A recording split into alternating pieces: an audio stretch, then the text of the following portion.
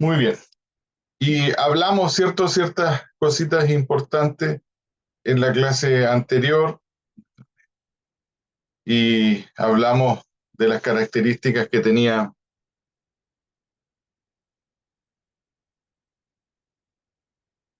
Muy bien. Usemos la inteligencia artificial. No sé qué la activo, pero activa ahora. Para que haga el resumen solo la IA. Muy bien. Hablamos, ¿cierto?, de lo que gira en torno eh, al texto bíblico, a los textos bíblicos de los evangelios. Hablamos de que cada uno de ellos tenía una audiencia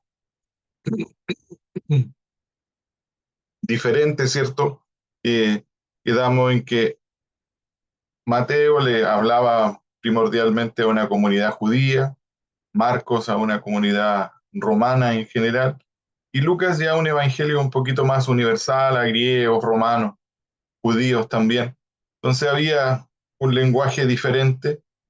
Si lo analizamos de otra perspectiva, Mateo está hablando como un profesor de escuela dominical, como un maestro de escuela dominical, y Marcos está hablando como un evangelista, como contando el evangelio a personas que no tienen idea de lo que se trata el reino de Dios, por qué era necesario que muriera Cristo. Hay muchas cositas que Marcos se da el tiempo de explicarla, porque las personas no tienen idea de por qué es necesario Cristo en la audiencia a los que él se refiere. Y Lucas, como lo vimos, ¿cierto? En el capítulo 1, del versículo 1 al 4, él dice efectivamente que lo está contando como un historiador, está poniendo en orden hechos que para él y para los de su época eran hechos reales o ciertísimos, dice el texto. Entonces Lucas es un historiador. Bajo esa perspectiva de que Lucas es un historiador, hay muchos que señalan, y es aquí donde quedamos, en que el relato que Lucas acuña en Lucas capítulo 2 del versículo 1 al 7, donde los papás de José no encontraron un lugar mejor donde María pudiera tener a Jesús, que solo fue en un pesebre. Eh, para algunos es el reflejo de la humillación de Cristo, pero para otros es la realidad de nuestro Señor. No es tan solo un acto simbólico de humildad del Rey de Reyes y Señor de Señores, sino es su realidad. Hay un hecho histórico ahí. Hay otro hecho que podemos comparar con eso, que es el de Lucas 9:58, en donde Jesús dice: las zorras tienen guarida, las aves tienen su nido, pero el Hijo del Hombre no tiene dónde recostar su cabeza. Bueno, los historiadores y los filólogos estudiosos de los textos bíblicos, como Javier Picasa en el libro Jesús, un judío marginal, o sea, un judío común, no era de la realeza, era de los estratos más bajos. El papá de Jesús era carpintero, los vamos a ver quizás en la próxima clase, los oficios.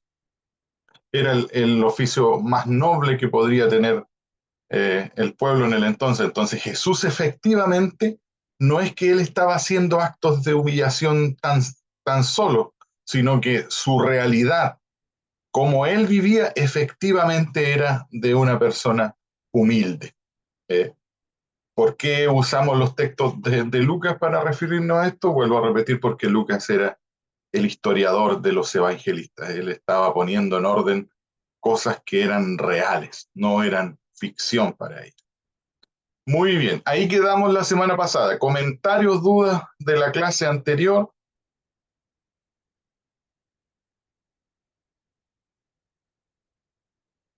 Muy bien. Si es que aparece un mensajito ahí abajo, ustedes me hablan, porque de repente, como no los puedo ver, como está en pantalla compartida, no los puedo ver a no ser que yo baje aquí. Pero si alguien no quiere hablar y escribe una pregunta y algún comentario, ustedes me van indicando. Bueno, Jesús y su ambiente vital. El ministerio de la encarnación, el hecho por el cual el Hijo de Dios se hizo hombre, así lo dice Juan 1:14, invita a dar una mirada a los aspectos de la humanidad de Jesús y de situarla en un marco histórico-cultural concreto. Bueno, tan solo ese versículo que dice que Dios se hizo hombre, o sea, que efectivamente no para nosotros, al igual de como lo expresa Lucas, no es una realidad de fe o tan solo espiritual, es una realidad concreta que Dios se hace hombre en Jesucristo. Bueno, al hacerse hombre, eso no es tan solo una frase ni una manera de expresarlo. Dios al hacerse hombre, Jesús está padeciendo, viviendo, sufriendo, recibiendo todo lo concerniente a la carne. Claro, algunos podrán decir, a excepción del pecado, sí, eso es claro, pero en torno al marco histórico-cultural, Jesús está absorbiendo todo lo que ocurre en Palestina en el primer siglo, como por ejemplo la cultura judía. Si vamos a la infancia de Jesús, él fue presentado como todos los demás judíos el octavo día en el templo, ¿cierto? Para ser circuncidado, como todo el resto de las personas. Luego hay otro relato histórico que menciona y que dice que Jesús se le pierde a los papás a la edad de 12 años. Bueno, ahí hay otra parte de la realidad judía de que los niños tenían que ser presentados en el templo a los 12 años para poder iniciar, entre comillas, su colegiatura o el estudio un poquito más profundo de los escritos del Antiguo Testamento. Entonces, no era tan solo un niño común, una persona común, tenía que cumplir con ciertas cosas. También ahí se da la explicación de por qué él va donde Juan el Bautista a ser bautizado. Nosotros, bajo nuestra fe, entendiendo que es Jesús, nos pasaría muy similar a lo que Pedro dice. No, no me lavarás tan solo los pies, sino la cabeza completa. Si nosotros tuviésemos hoy en día, 2000 años después, a Jesús, y él no llegara a nuestra iglesia y nos dijera quiero bautizarme, probablemente para nosotros sería totalmente extraño. Pero Jesús cumple con el rito en su condición de hombre, de persona existente. Él va y se presenta ante Juan el Bautista para ser bautizado. ¿Por qué? Porque ese era el marco histórico y esa era la cultura de la época. Bueno, conociendo el marco histórico en el que vivió Jesús, entendemos mejor su mensaje. Para conocer en profundidad el mensaje de Jesús debemos entender el trasfondo cultural en el que se ha forjado. Bueno, no sé si dimos el ejemplo en la clase pasada, pero eh, en, sí, síganme en esto los que no estuvieron, tal vez. Las personas algún día, pongámosle unos 50 años en el futuro, van a escribir, si es que Dios nos ha venido antes por, por nosotros, claro está, van a escribir y van a decir, los hermanos, el, el año 2019-2020, los hermanos dejaron de ir a la iglesia. Y eso tan solo va a ser el escrito de las personas. Van a haber otros que van a decir, los hermanos perdieron la fe, no fueron más a la iglesia.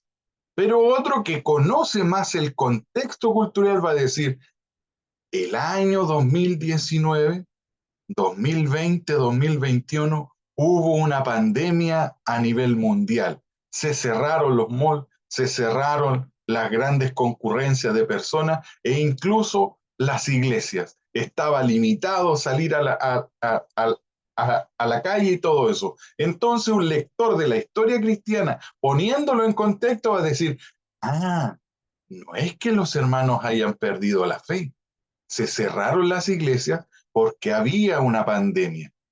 Aunque nosotros entendemos que todo lo vivimos por fe, tenemos un contexto cultural.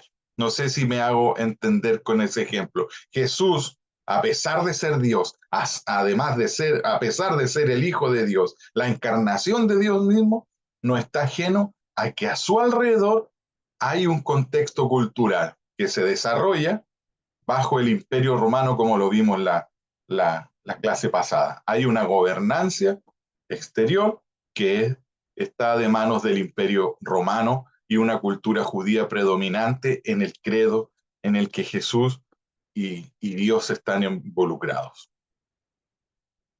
Entramos en contacto con este ambiente, eh, la historia, la arqueología, especialmente mediante la literatura neotestamentaria. O sea, son los textos bíblicos los que hoy en día nos llevan a tomar razón de los hechos.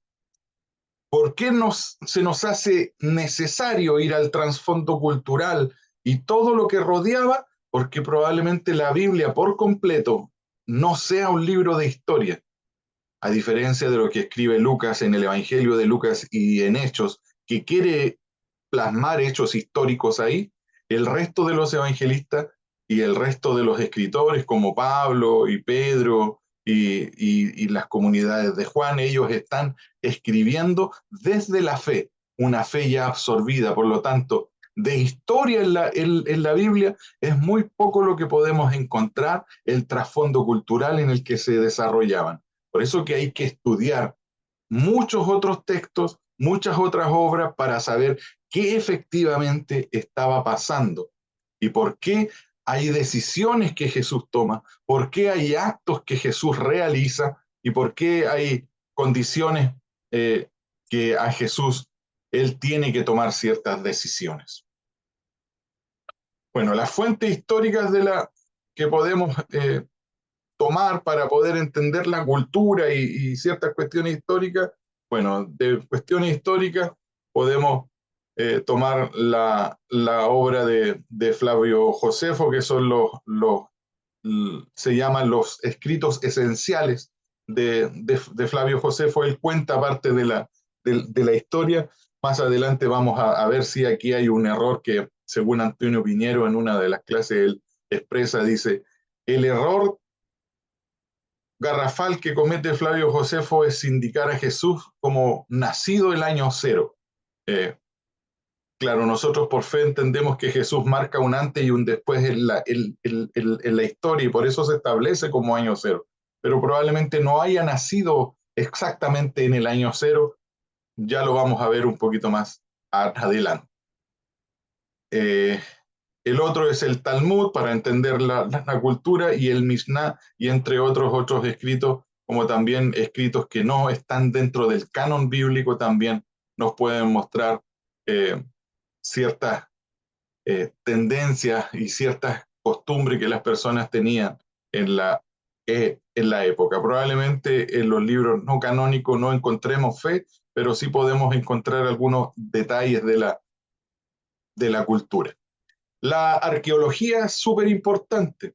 ¿Por qué es súper importante? Porque nosotros hasta cierta época teníamos una versión, la, la, la, la, la versión de la Biblia del oso, de Cipriano, la reina Valera, pero en 1946-47, unos muchachos que cuidaban unas cabras a las orillas de lo que son las ruinas de las cuevas de Qumran, descubren por casualidad unos, unos nuevos hitos históricos arqueológicos y en donde encuentran los rollos del Mar Muerto y que su data, su procedencia es más antigua de los rollos que se usaron para escribir las primeras Biblias. Entonces, la arqueología es muy importante para nosotros.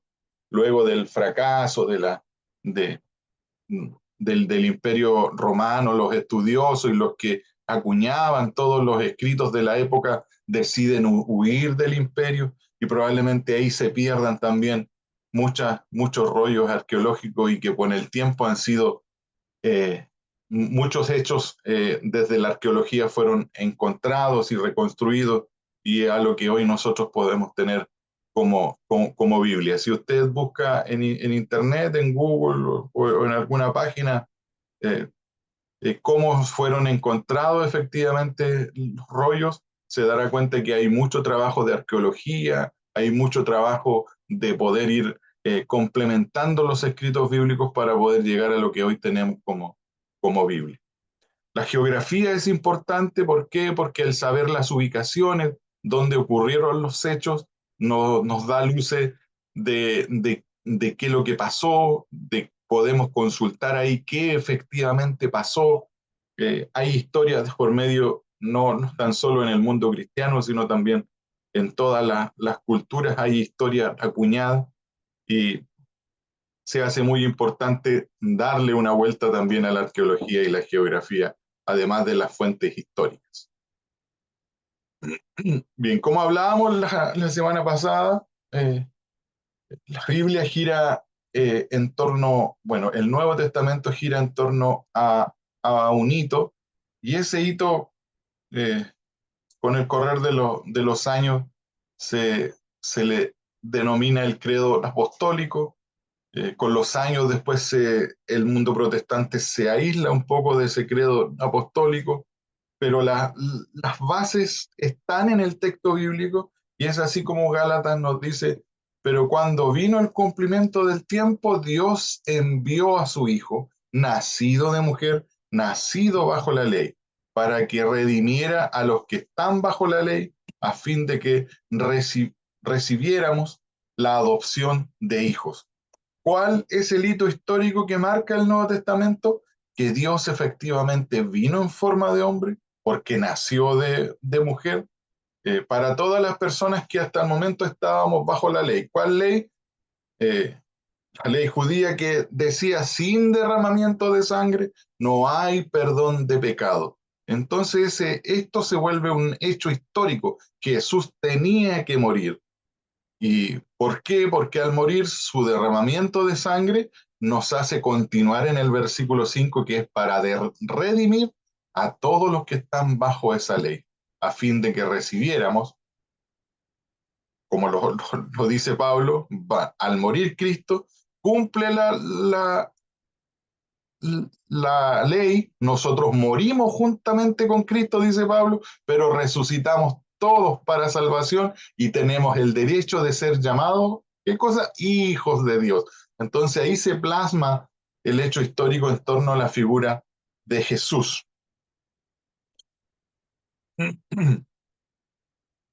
Bien, ¿dónde y cómo vivió Jesucristo? O Jesús, en este caso, porque estamos entendiendo que estamos hablando previo a la muerte del Señor Jesús. Salió de Nazaret y se estableció en Cafarnaúm, junto al lago, en territorio de Zabulón y Neftalí. La Biblia habla sobre el lugar donde vivió Jesús, Mateo 4:13. No sé si alguien lo quiere cotejar ahí desde su casa y leerlo. Mateo 4:13. Pasajes bíblicos que nos dicen dónde y cómo vivió Jesús. Mateo 4:13, Juan 2:13, Lucas 19:1, Mateo 16:13 y Marcos 1:29.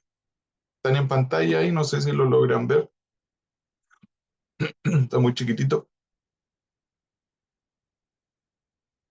Amén. Amén. Adelante, Ma- hermano Mauricio. Mateo 4:13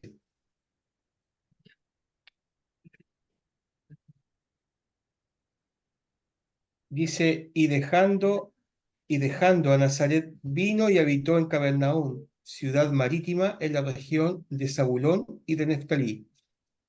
Eso. ¿Cuál versión es la que está dando lectura, hermano? Ah, Reina Valera. ya. Eh, Da un dato que la versión que yo usé no entrega, porque dice junto al lago, pero Ah, la versión suya dice un territorio marítimo. ya, marítima. Sí, entonces esos detalles son importantísimos en la lectura que nosotros entregamos. Ahí la Biblia entrega ciertos datos, no todos, claro está, pero sí hay datos importantísimos que va entregando. Muy bien, ¿alguien más quiere leer el siguiente texto, Juan 2:13?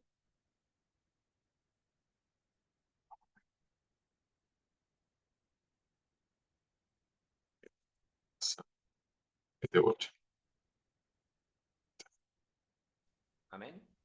Adelante. No alcancé a ver quién había dicho amén, pero adelante. Bullying por acá, estamos recién entrando a la clase, Allá. estábamos en un estudio. Adelante, hermano Boris. Mateo 2:13 dijo, ¿cierto? Juan 2:13. Ya.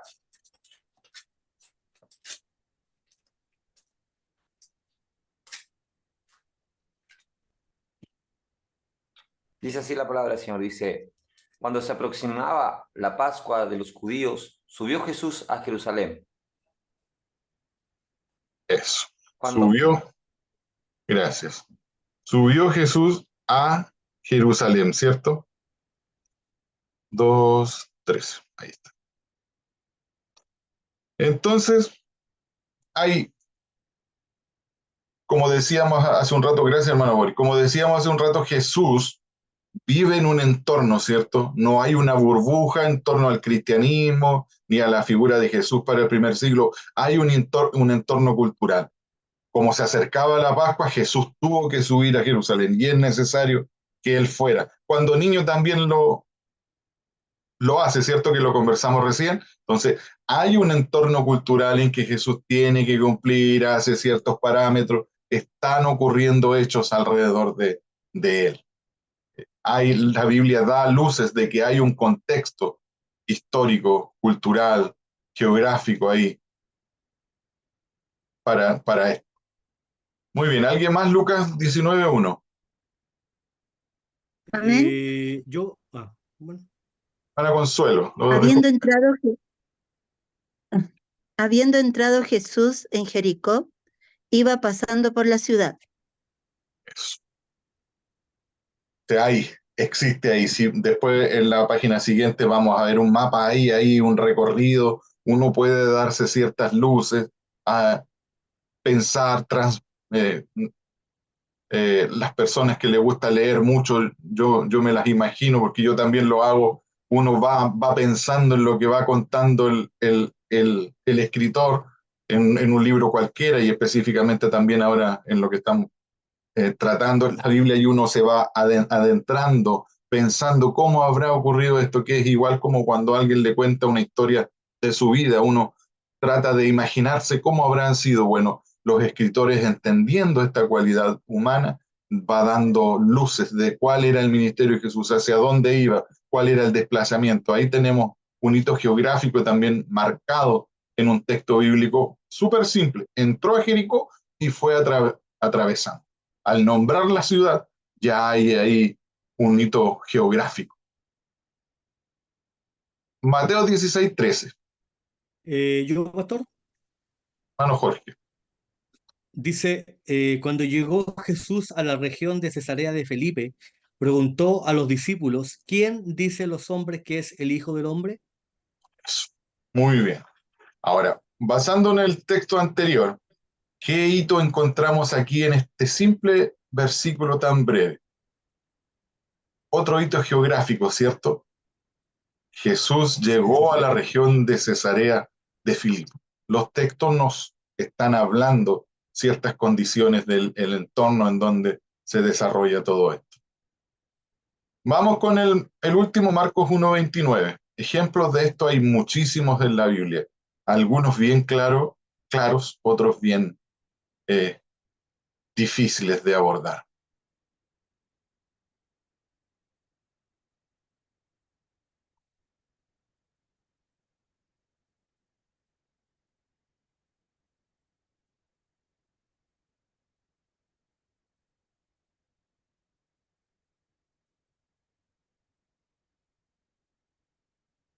Cualquiera que lo lea. Al salir de la sinagoga, vinieron a casa de Simón y Andrés con Jacobo y Juan. Eso. ¿Qué hito ahí? Hay otro hito ahí importantísimo que marca el texto, ¿cierto?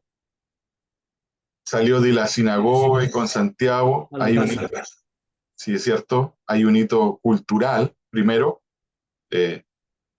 cultural religioso, porque la gente iba ciertos días se reunía en la sinagoga, ¿cierto? Y después va a la casa.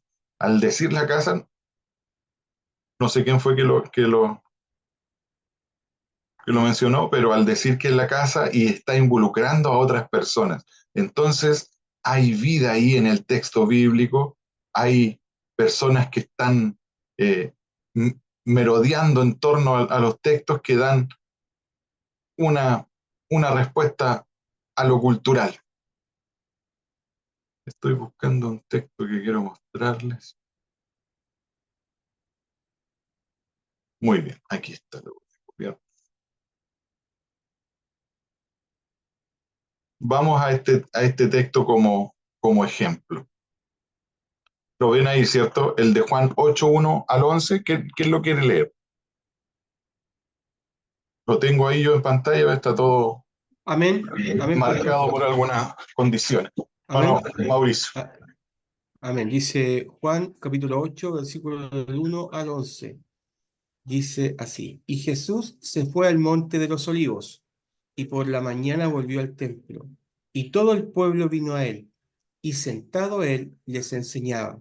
Entonces los escribas y los fariseos le trajeron una mujer sorprendida en adulterio, y poniéndola en medio le dijeron: Maestro, esta mujer ha sido sorprendida en el acto mismo de adulterio. Y en la ley nos mandó Moisés apedrear a tales mujeres. Tú pues, ¿qué dices? Mas esto decían tentándole para poder acusarle. Pero Jesús, inclinado hacia el suelo, escribía en tierra con el dedo. Y como insistieran en preguntarle, se enderezó y les dijo: El que de vosotros esté sin pecado, sea el primero en arrojar la piedra contra ella. E inclinándose de nuevo hacia el suelo, siguió escribiendo en tierra. Pero ellos, al oír esto, acusados por su conciencia, salían uno a uno, comenzando de los más viejos hasta los postreros. Y quedó solo Jesús y la mujer que estaba en medio. Enderezándose Jesús y no viendo a nadie sino a la mujer, le dijo: Mujer, ¿dónde están los que te acusaban? ¿Ninguno te condenó? Ella dijo: Ninguno, Señor. Entonces Jesús le dijo: Ni yo te condeno, vete y no peques más. Eso. Muy bien. Es un texto un poquito más largo, un poquito específico, pero vamos a ver cómo hay cuestiones culturales impuestas en él, cuestiones religiosas que para nosotros probablemente no tengan ningún sentido, o si tienen un sentido, eh, probablemente en nuestra condición de lejana a la cultura, tengamos que leer bajo una mirada un poquito diferente el texto. Bueno, aquí tengo marcadas algunas cosas. La primera de ellas es la del versículo 2 que dice: y por la mañana volvió al templo.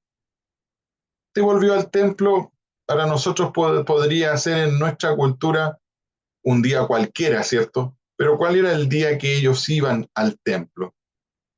Era el día sábado, ¿cierto? El día de reposo, el día del Señor.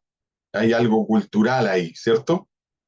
Luego dice que estaban los escribas y los fariseos que sorprendieron a una mujer en el adulterio.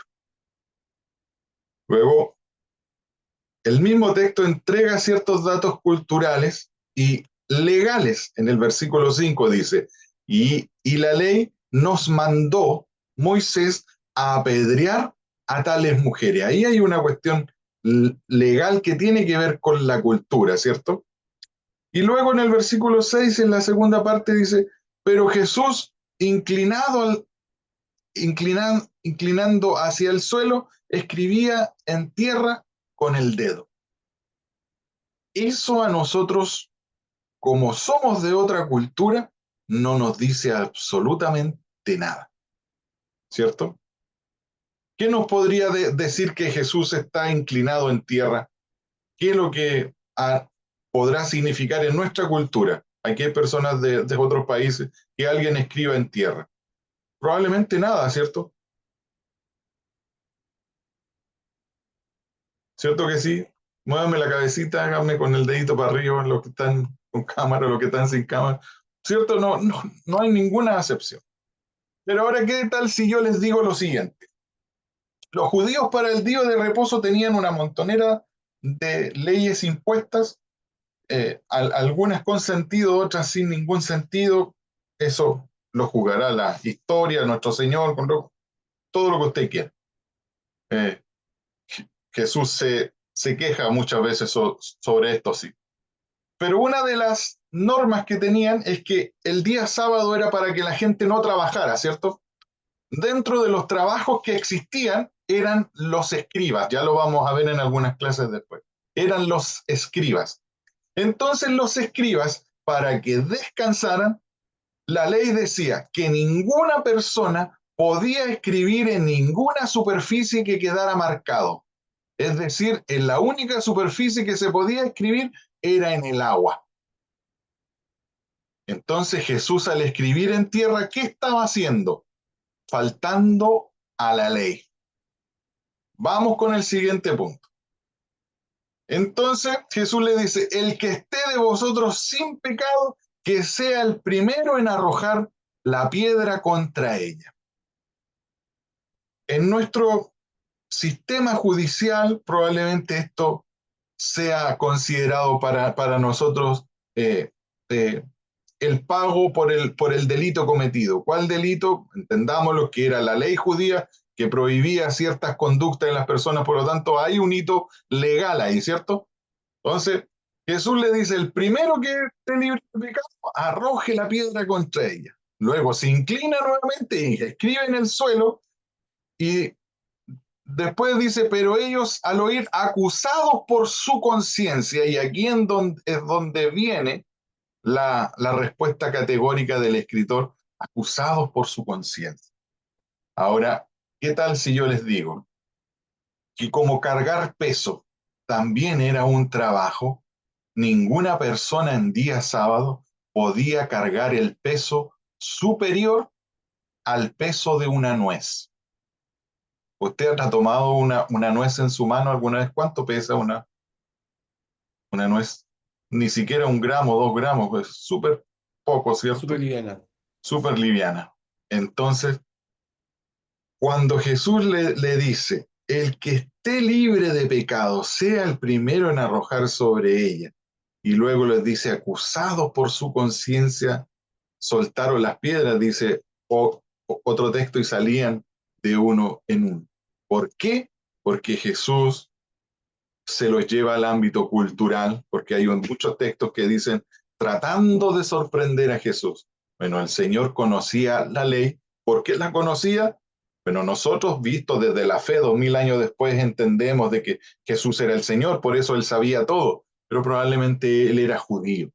Él sabía las leyes judías, sabía lo que se enfrentaba, tenía que haberlas estudiado desde niño, tenía que haber escuchado acerca de todas estas cosas que acontecían en el pueblo.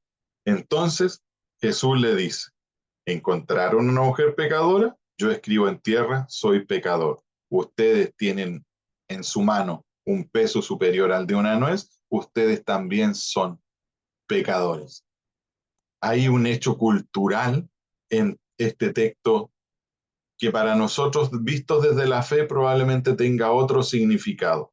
Pero para algunos escritores, un poquito haciendo cristología, este es el texto más cristológico que podemos encontrar en el Nuevo Testamento. Porque ¿cuál era la función de Jesús? Hay canciones sobre eso, que el Señor toma nuestro lugar, ¿cierto? Entonces Jesús aquí, él, aparte de tomar el lugar de la mujer, se pone en el lugar de la mujer. Y le dice a los fariseos, pecador ella, pecador yo, pecadores ustedes. No sé si me siguen ahí. Jesús, al escribir en tierra, él estaba faltando a la ley. Al igual que los fariseos, al tener un peso superior al de una nuez en sus manos. Hay hitos culturales en los textos. Para nosotros, sin profundizar un poquito más, probablemente sea un texto bíblico visto desde la fe, pero hay hechos culturales también en ellos, además de históricos, políticos y sociales. Comentarios, alegatos hasta ahí.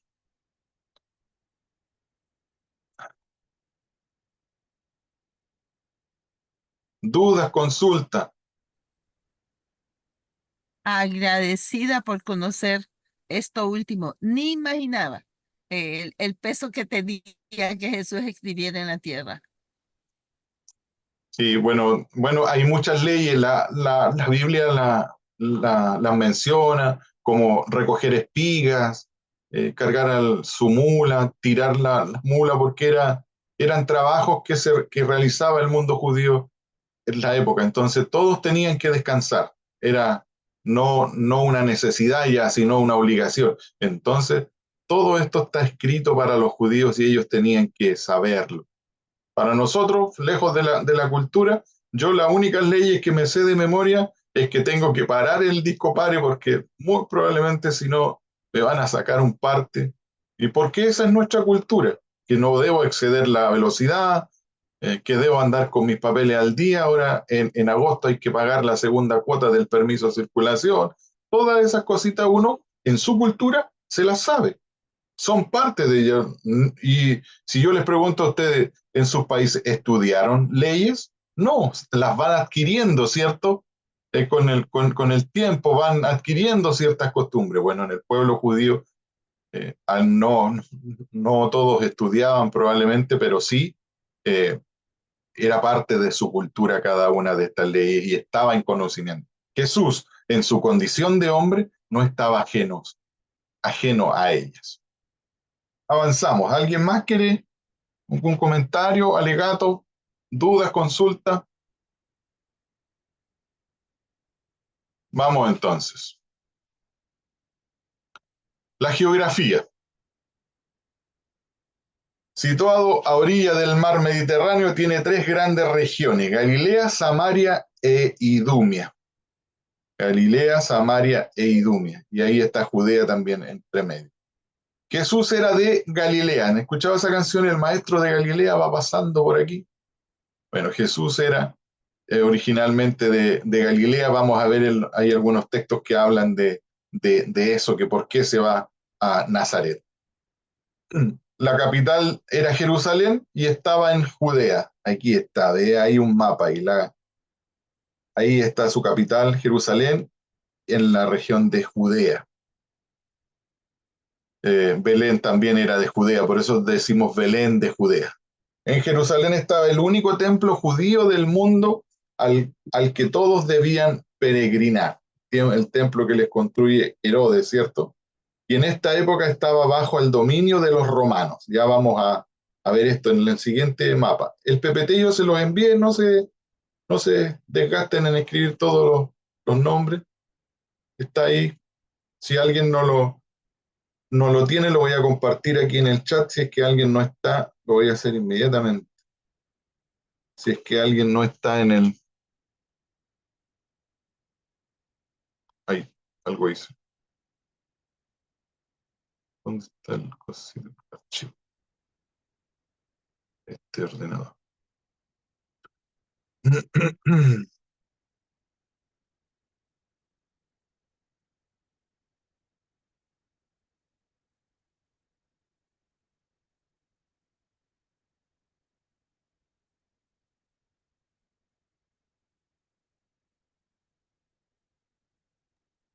Profesor, Adelante, estudio. consulta, los PPT, el anterior, ¿dónde lo envió? Al WhatsApp de Al general. WhatsApp. Pero aquí se lo estoy enviando al... Ahí está quedando ahí en el chat. Así que para los que no están en el grupo de WhatsApp, ahí está en el chat, para que lo descarguen.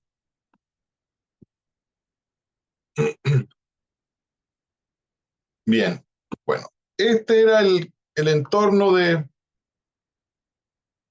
primer siglo, bueno, de varios siglos en el tiempo. El mapa es el mismo, pero entiendan que todo esto que está en verde era el dominio romano. Esto era lo que el imperio romano tenía bajo su control. primero con Augusto del 29 al 14 después de Cristo, y luego de Tiberio del 14 al 37 después de Cristo. Habían emperadores ahí que estaban al mando de Roma, y cada una de estas ciudades estaban bajo el yugo romano, que era el imperio. Esto es historia, esto está en los libros de historia, hay libros que hablan sobre la caída del imperio romano y la formación del imperio romano. Hay historia tangible sobre esto. Hay muchas cosas que podemos comparar en la historia. Bueno, ahí está todo el borde, y ahí está Judea, ¿cierto? Y Jerusalén, que eran parte del imperio romano, que están dentro, junto ahí en el mapa. ¿Cuáles otras ciudades son conocidas para nosotros? Ahí está Damasco, ¿cierto? Donde el camino allá es donde Pablo se convierte. Antioquía, donde los primeros cristianos son llamados cristianos. Bueno, hay muchas ciudades. Me gusta esta Alejandría, porque Pablo le dice a alguno de sus compañeros, le dice, cuando estaba por ahí, le dice, y Alejandro, el herrero, que Dios le vaya conforme a sus actos. Todo esto están ahí en el texto bíblico. Efeso, son ciudades que son parte del imperio romano. Bueno, los romanos tenían dividida la tierra de la Biblia en 7 administraciones, que son las que estaban destacadas ahí. Idumea, abajo, aquí abajito. Samaria, aquí al medio. Judea, ahí, capital Jerusalén. Galilea, aquí arribita. Y Iturea, que está aquí, más al norte. Decápolis, y toda esta porción que es la franja de Gaza hoy en día, y Perea, abajito ahí, ¿cierto? Esas son las regiones en que estaba dividido, según el imperio romano, las administraciones en torno a lo que se mueve Jesús, que es muy, muy poquito. Jesús no recorre todos estos campos. Después sus discípulos los que extienden, y principalmente Pablo, el evangelio del Señor. Eso es geografía, eso está dentro del mapa, eso existe, esto es real, es tangible, no son hechos ficticios. La Biblia está enmarcada en base a hechos reales. Hermano Mauricio.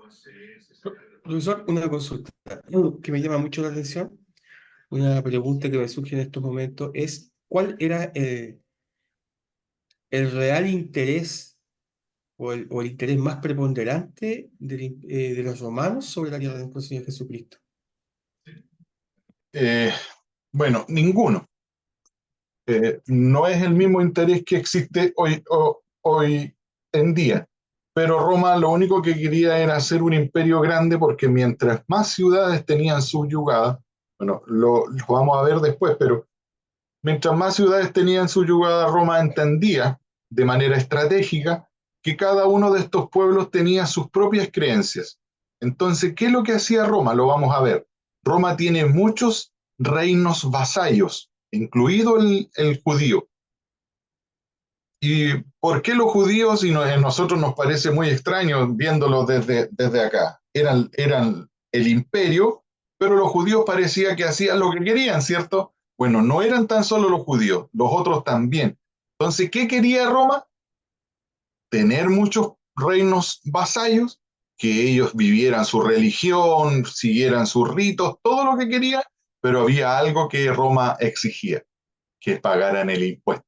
Cualquiera que podía pagar el impuesto se podía mover por todos lados, recorrer los caminos, tener seguridad. ¿Por qué? Porque ya los soldados romanos no eran soldados, eran prácticamente una policía, un cabildo para nosotros en Chile. Tenían un cierto control de las ciudades, pero por eso había cierta estabilidad, cierta paz.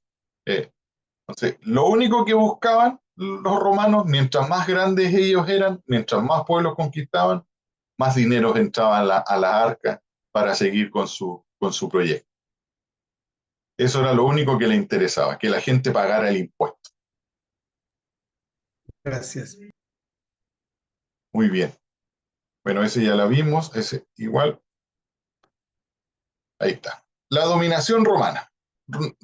Bueno, Roma procuraba conservar las costumbres locales, eso es lo que acabamos de decir. Se reservaban las políticas exterior, controlaban la moneda y los caminos, y exige un tributo elevado. Para conseguir estos fines se sirve de hombres fieles. El idumio Herodes el Grande es uno de estos hombres. Herodes el Grande, vamos a ver en la siguiente lámina, que era un rey vasallo. Él, aunque era rey, lo dejaban ser rey, él estaba bajo el dominio romano. ¿Cuál era la cualidad de los romanos? Lo vamos a ver también, pero conversémonos en este rato. ¿Por qué la gente odiaba tanto a los recaudadores de impuestos, sabiendo que tenían que pagar el impuesto? Entre ellos Zaqueo y Mateo, que eran judíos, ambos. ¿Por qué los odiaban tanto? No por tan solo el hecho de cobrar impuestos, sino que Roma les ponía guardias, les ponía policías para nuestra cultura hoy, para que los resguardaran, los cuidaran. Pero ¿qué les decía Roma? Yo, hagamos el ejemplo aquí, nombro como cobrador de impuestos de Chile a el hermano Mauricio. Y yo como imperio romano le digo a Mauricio, tú solo tienes que darme 10 monedas de plata. ¿Cuánto vas a cobrar? Y se llegaba el acuerdo entre el cobrador con Roma. El cobrador de impuestos decía, ya, si ustedes necesitan 10, yo tengo hombres a cargo, tengo que pagarle una moneda diaria, ya yo voy a cobrar 40 monedas de plata. Y Roma estaba de acuerdo en eso. ¿Por qué? Porque Roma tenía contemplado que Mauricio, mi recaudador de impuestos, tenía que pagar 10 monedas de plata. Ahora, ¿por qué era tan elevado? Porque además había jefe de los publicanos. ¿Recuerdan a un jefe de los publicanos? ¿Quién era uno de ellos? Zaqueo, ¿cierto? Entonces, además Mauricio tenía que pagarle a uno de los jefes de los publicanos, que era el que finalmente llevaba toda la recaudación a Roma. A los romanos no les interesaba eso. Ellos querían su parte. Es muy, muy, muy estilo mafia hoy en día. En las grandes mafias pareciera ser que funciona de la misma forma. Bueno, aquí está. Mateo, el apóstol de Jesús, era cobrador de impuestos. Los cobradores de impuestos eran odiados por los judíos. Hay muchas cosas que probablemente excedían, y Zaqueo dice, si alguien es defraudado, ese defraudado para nosotros es, en nuestro lenguaje, si alguien le he robado, pero ese defraudado es que si alguien he engañado cobrándole de más, si alguien he osado yo cobrarle de más, se lo devuelvo en 4 tantos. ¿Por qué? Porque muy probablemente Zaqueo sabía en sí que Roma le estaba pidiendo, es solo un ejemplo, les estaba pidiendo 10 monedas y él les cobraba 40 a la gente. No sé si me hago entender con el ejemplo. Muy bien, aquí está este famosísimo Herodes el Grande. Herodes fue uno de esos hombres que los romanos utilizaron para gobernar la tierra ocupada. Un rey vasallo. Esto remárquenlo ahí, anótenlo, que ahí da la respuesta por qué los judíos hacían lo que querían. Incluso tenían hasta su propio rey. El rey para todo el país de la Biblia. Gobernó desde el 37 antes de Cristo hasta el 4 antes de Cristo. Y esto aquí anótenlo porque es un dato histórico muy importante para algo que hablamos hace un ratito atrás. Gobernó desde el 37 antes de Cristo al 4 antes de Cristo. Eliminó a todos los que podían aspirar a su puesto. Mandó a ejecutar a 2 de sus hijos, acusándolo, perdón, acusándolo de querer usurparle el trono, de querer destituirle. ¿Por qué la gente lo quería? Porque hizo lo que los judíos esperaban, que marcaba el hito de la llegada del Mesías, la reconstrucción del templo. Les reconstruyó el templo por tercera vez, por segunda vez, perdón. Por eso era querido este Herodes.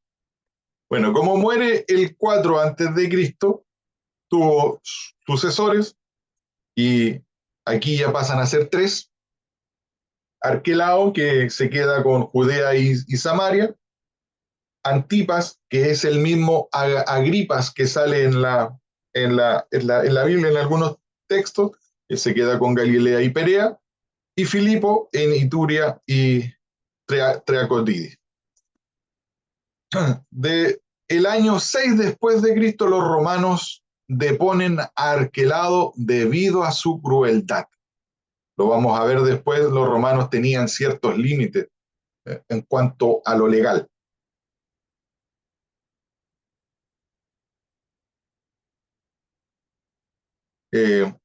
Y ese límite es que los judíos no podían condenar a muerte a nadie. Podían realizar juicios, pero no condenar a muerte a nadie. Lo vamos a ver después, por eso que a Jesús no son ellos quienes lo juzgan y se ven en la necesidad de llevarlo ante un cónsul romano. Bueno, ahí está los gobernantes. Herodes el Grande del 40 al 4 antes de Cristo, o del 37. Antipas del 4 al 39 después de Cristo. Arquelao del 4 al 6 después de Cristo, el que fue destituido. Y bueno, cuando es destituido Arquelao, asumen ciertos personajes romanos su cargo, y uno de ellos es Pilato. Por eso que es finalmente donde los judíos llevan a Jesús, porque ellos mismos no tenían un rey en esa localidad. Entonces lo llevan donde Pilato, que a la destitución de Arquelao asumen 2 hombres de Roma. Ahora aquí vamos con un dato histórico, que es el que les mencionaba delante. El 37 a.C., Herodes el Grande empieza a gobernar en Judea, nombrado por Marco Antonio. El 30 a.C., Octavio Augusto, emperador, tras derrotar a Marco Antonio, asume Octavio Augusto. El 6 antes de Cristo, entre el 5 y el 6, que aquí está marcado al final, entre el 5 y el 6, se cree que es efectivo el nacimiento de Jesús, no el año 0, por un hecho histórico. Y después, el 4 antes de Cristo, muere Herodes el Grande. Vamos a este relato bíblico para hacer la sumatoria de los años y los errores que comete Flavio Josefo, según Antonio Piñera. Leamos, por favor, Mateos, capítulo 2, versículos 13 al 23.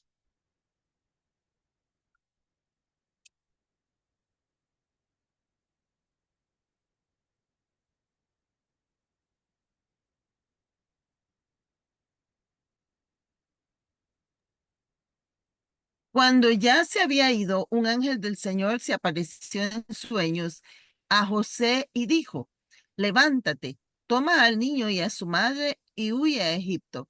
Quédate ahí hasta que yo te avise, porque Herodes va a buscar al niño para matarlo.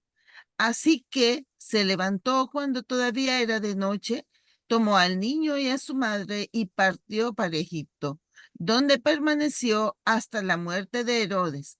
De este modo se cumplió lo que el Señor había dicho por medio del profeta: De Egipto llamé a mi hijo.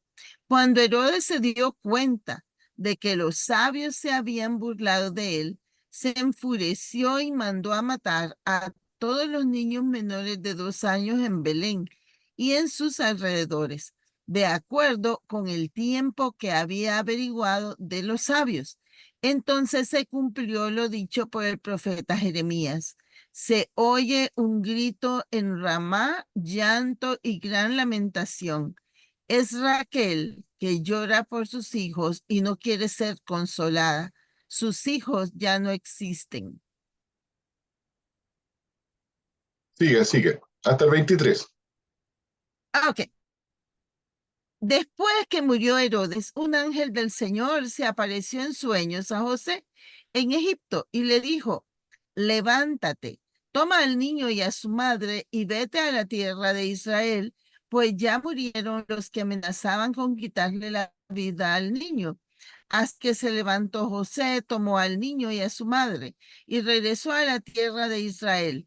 Pero al oír que Arquelao reinaba en Judea en lugar de su padre Herodes, tuvo miedo de ir allá.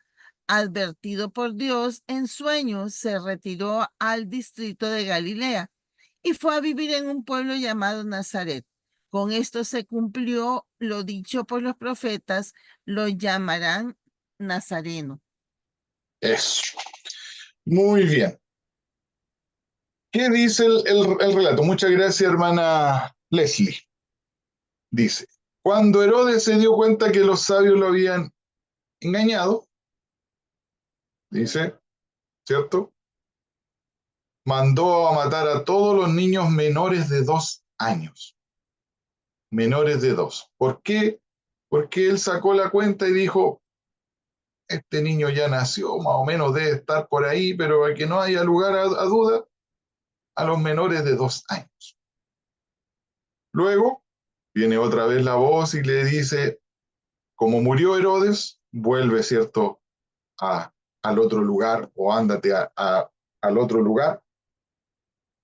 Y después en el 21 dice, así que se levantó José y tomó al niño y regresó a la tierra de Israel, pero al oír que Arquelao reinaba, ¿quién era Arquelao? Recuerdan que era el sucesor de Herodes el Grande, y Herodes, ¿cuándo murió? El 4 antes de Cristo. Por lo tanto, ahí está. Herodes fue el que mandó a matar a los niños, por lo tanto ahí está ese error. Es un dato histórico, nada más yo quiero compartirlo con ustedes. La Biblia da testimonio de eso. Herodes el Grande murió el 4 antes de Cristo. O sea, hay un desfase ahí. ¿Por qué está el desfase? Bueno, los que vivimos en Chile, hay ciertos mitos que se cuentan. Mi padre dice que, bueno, efectivamente por carnet, mi papá tiene 84 años, pero él siempre que está de cumpleaños, él se acuerda y dice, yo cumplo 84 años, pero yo me acuerdo que a mí me pasaron por el registro civil cuando tenía 6. No sé si ustedes habrán escuchado historias parecidas en Chile. Entonces mi papá dice, yo tengo 90, efectivamente. Bueno, como nadie creía que Jesús iba a ser el Mesías, ni siquiera su pueblo, probablemente nadie se preocupó de registrar el día preciso cuando Jesús nació, y ahí hay un intercambio de fechas, y están esos 6 años, entre 5 o 6 años de diferencia del año 0 que establecimos como el nacimiento de Jesús. Probablemente para nosotros desde la fe no tenga ninguna importancia, pero en el cotejo de los años y de la historicidad del relato y lo real del relato, probablemente no sea el año 0 del nacimiento de Jesús. No sé si me siguen con eso. Esto no tiene nada que ver con la fe, sino tiene que ver con la historicidad y lo real de los relatos. ¿Dudas, consultas, alegatos hasta ahí?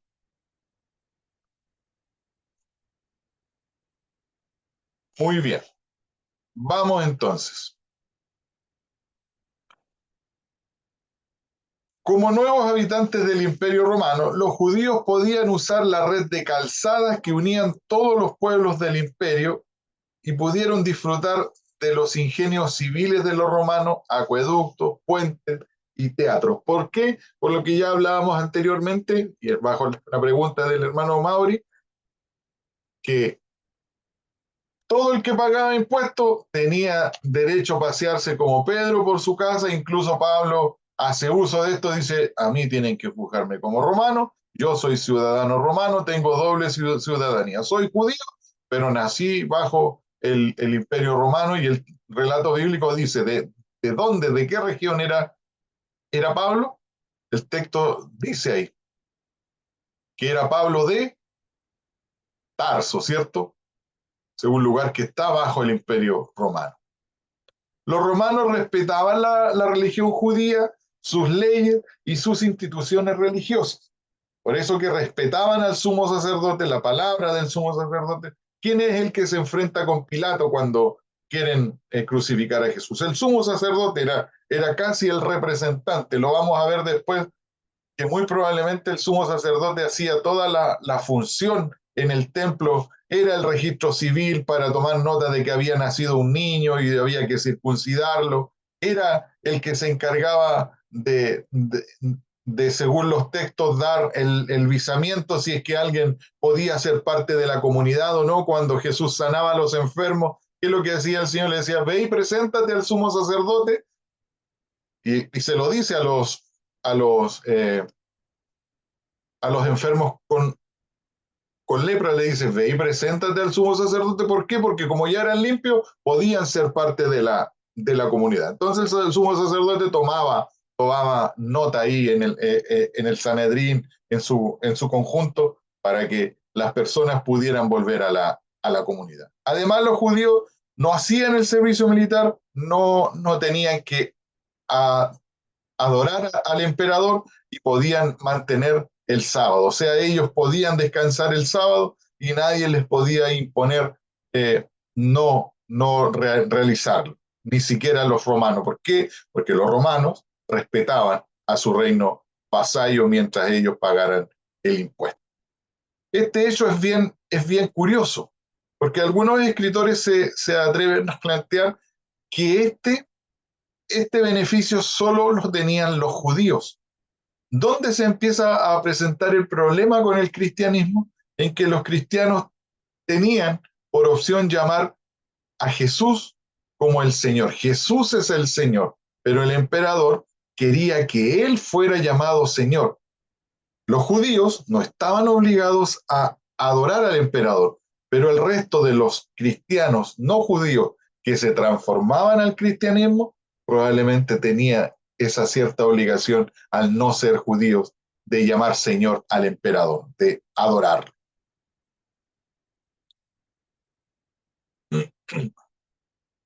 El Sanedrín es el consejo, era la institución más importante de la sociedad judía. Estaba compuesto por los ancianos, los sumos sacerdotes, que eran dos, y los sumos sacerdotes retirados, los escribas y los doctores de la ley. Era el consejo de gobierno y la corte suprema de justicia para todos los judíos que estuvieran en Jerusalén o en tierras lejanas. El jefe del Sanedrín era el sumo sacerdote. Y aquí están los sumos sacerdotes de la época de Jesús, fueron Anás y Caifás. ¿Los recuerdan? Están nombrados en los textos bíblicos, Anás y Caifás. Los judíos tampoco podían aplicar sentencia de muerte sin permiso de Roma, que se reservaba solo el derecho de pena capital, aunque sí podían celebrar juicios que podían conducir a la pena de muerte. Este fue el caso de Jesús. Leamos Mateo 27, del versículo 15 al 26.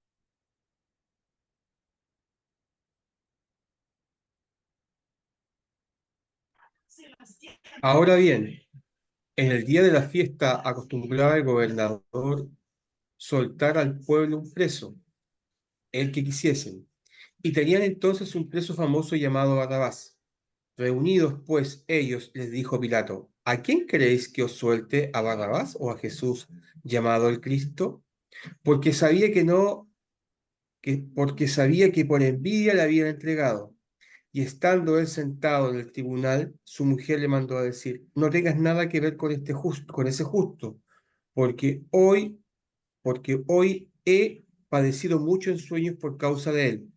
Pero los principales sacerdotes y los ancianos persuadieron a la multitud que pidiese a Barrabás y que Jesús fuese muerto. Y respondiendo el gobernador les dijo: ¿a cuál de los dos queréis que os suelte? Y ellos dijeron: a Barrabás. Pilato les dijo: ¿qué pues haré de Jesús llamado el Cristo? Todos le dijeron: sea crucificado. Y el gobernador les dijo: pues, ¿qué mal ha hecho? Pero ellos gritaban aún más diciendo: sea crucificado. Viendo Pilato que nada adelantaba, sino que se hacía más alboroto, tomó agua y se lavó las manos delante del pueblo, diciendo: inocente soy yo de la sangre de este justo, allá vosotros. Y respondiendo todo el pueblo, dijo: su sangre sea sobre vosotros y sobre nuestros hijos. Entonces le soltó a Barrabás, y habiendo azotado a Jesús, le entregó para ser crucificado. Eso. Entonces, muchas gracias, hermano Mauricio. Entonces, los judíos no podían decretar sentencia de muerte para nadie, pero sí podían asistir eh, como fiscal ante el tribunal romano y ellos lanzar las acusaciones y el tribunal dictar sentencia. Ahora, ¿por qué Roma accede?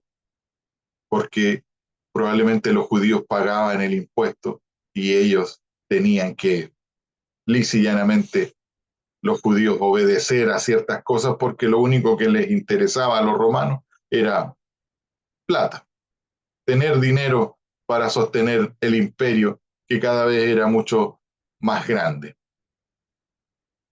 Algunos grupos judíos no aceptaron la invasión romana y conspiraron contra las autoridades de Roma, que reaccionaron y tomaron represalias. Ese es el caso de Barrabás. Barrabás era un celote. ¿Recuerdan la clase pasada que vimos qué lo que eran los celotes?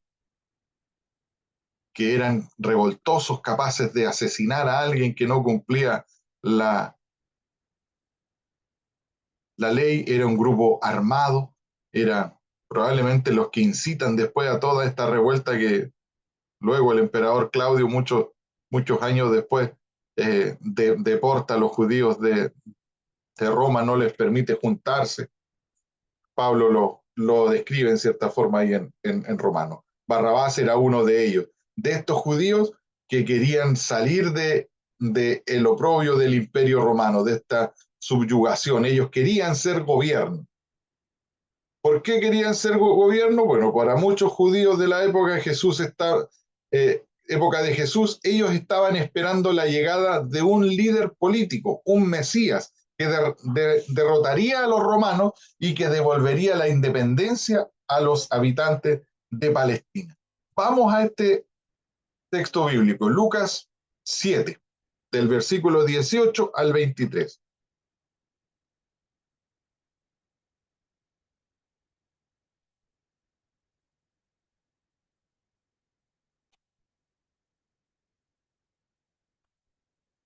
Cualquiera que lo lea nada más.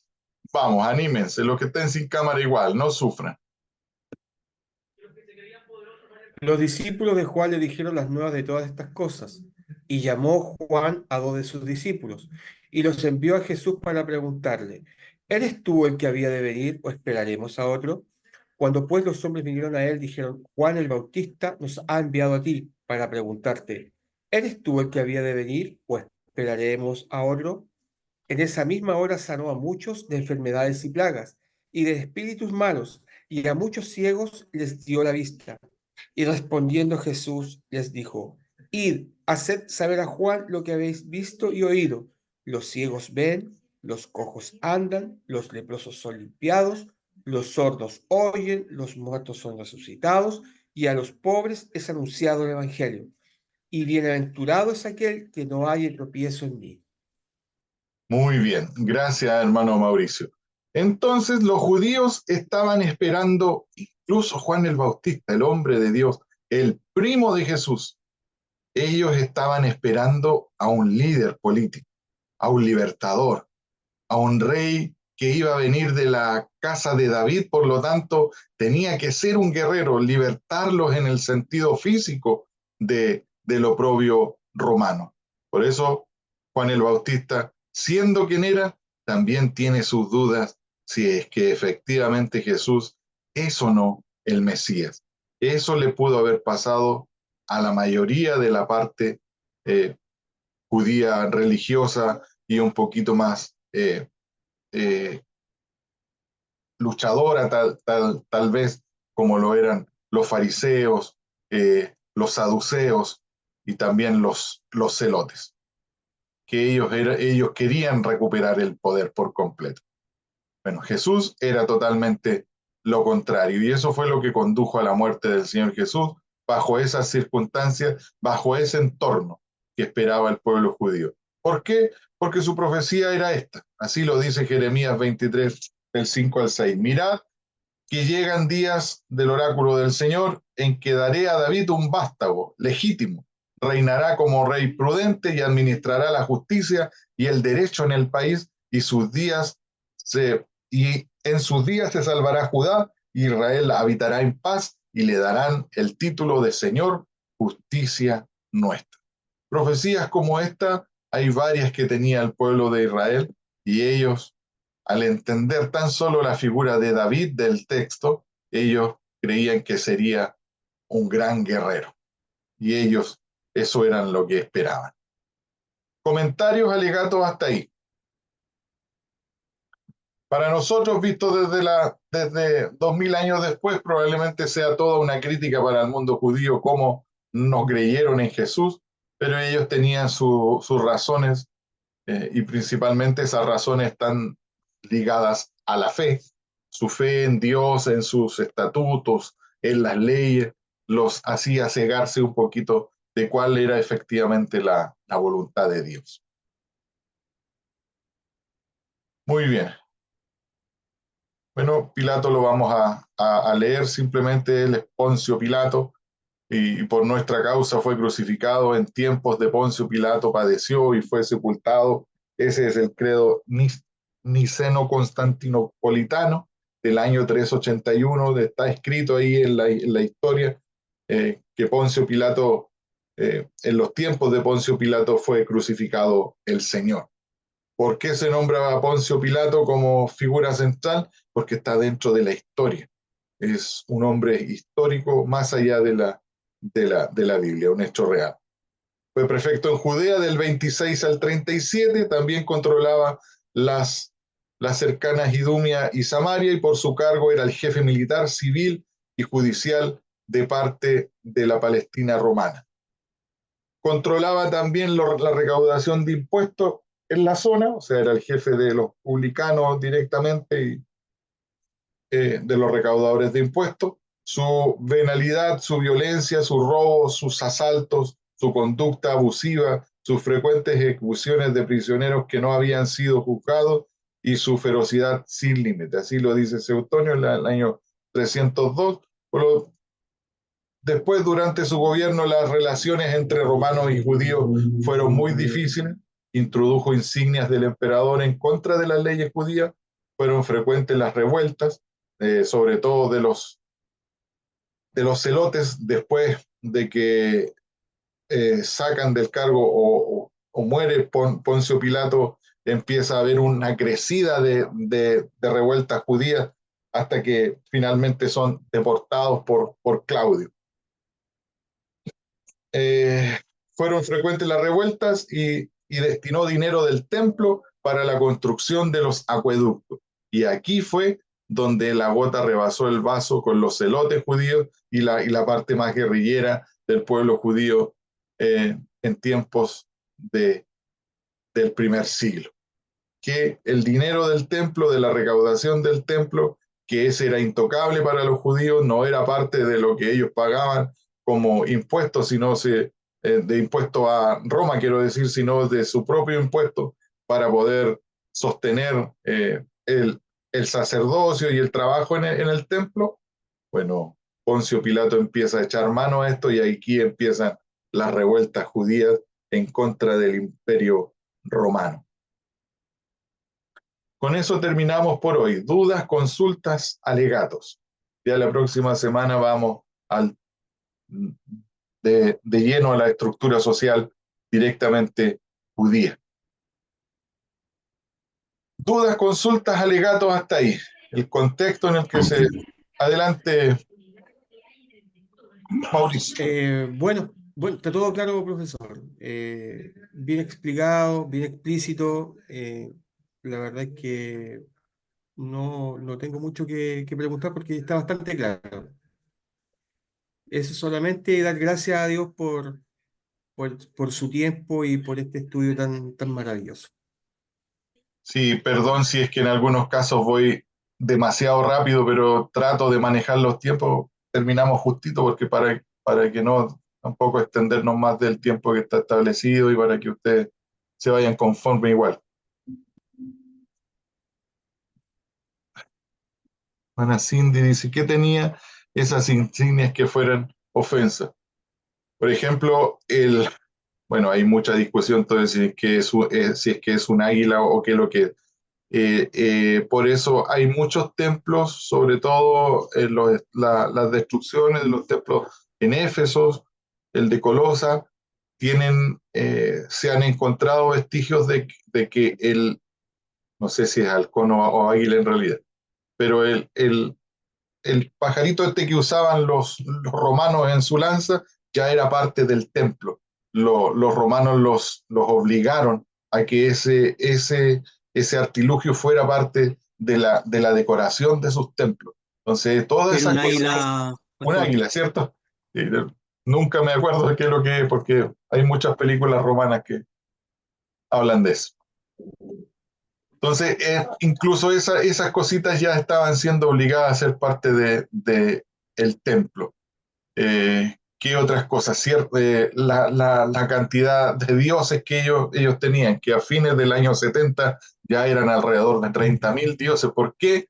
Porque Roma nunca tuvo un dios propio, sino él iba copiando de toda la cultura, entonces también querían que eso fuera inclusivo. Por eso que algunas personas dicen hoy en día que todas estas filosofías romanas, greco-romanas del primer siglo, están volviendo a copiarse hoy en día. Los romanos querían que hubiese esa cierta inclusión en los templos, en el templo judío, y estaban involucrando a otros dioses para que, así como ellos podían reunirse con todo, que los judíos también se reunieran con todo el mundo. Esas son las insignias de otros credos. Si usted ve en nuestras iglesias, hay muchas insignias que son nuestras. ¿Qué quiero decir con insignias? Reflejo de la Biblia, la cruz, la Santa Cena, todas esas cosas que son parte de nuestros rituales. Pastor, una consulta. Adelante. Mire, al principio de la clase habló sobre usted sobre cuando iban a pedir a las mujeres que estaban en acto de adulterio, que no podían cargar más peso del tamaño de una nuez. ¿Cómo era esa parte? Si me la podría explicar o no, Sí, por favor. que dentro de las leyes que tenían el sábado, eran leyes para que las personas descansaran. Entonces habían personas que su trabajo era tomar peso. Había otras que Ya. escribían, había otras que escribían, había otras que segaban en el campo, entonces todas las cosas que involucrara trabajo no las podían hacer.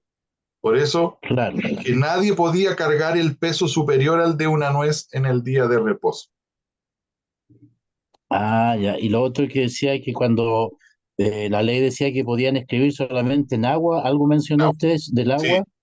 que para que los escribas no trabajaran el día de reposo, nadie podía escribir en una superficie que quedara marcado lo que uno escribía. Y la única superficie que no quedaba marcado era el agua. Entonces, cualquiera que escribiera en tierra también estaba cometiendo una infracción en contra de Claro. la ley del sábado. Ya, correcto. Muchas gracias. Entiendo. Gracias. Muy bien. ¿Alguien más? Una consulta. Hace Adelante. poco, sí, hace poco aprendí también que habían dos Antioquías, pero en los mapas que vimos ahora solo aparece una. Sí, ¿Cuál es la diferencia? ¿Por qué no aparece la otra? porque una es del primer siglo y la otra es después de la destrucción de los templos. Eh, no sé, a ver, ¿qué ejemplo Pero le en pongo? Hechos se habla de las dos. Sí, sí, se habla de las dos, pero porque los relatos fueron escritos posteriormente. No, en la época no hay no hay dos Antioquía, es la misma. Las, Sí. Vamos a indagar probablemente más en eso, mi querida hermana Leslie. Hay un terremoto ahí que pasan ciertas cosas y la ciudad es refundada. Porque lo que vi cuando lo supe es que no estaban localizadas en el mismo lugar, No, sino que son totalmente distantes. sí, sí. Por eso le digo, hay un terremoto y ese era el ejemplo que le iba a colocar. Antes, yo vivo acá en Concepción, en Chile. Concepción antes, no sé si los chilenos recordarán, estaba en Penco. Y después del terremoto se estableció Conce acá donde hoy en día está. Con Antioquía pasó probablemente exactamente lo mismo.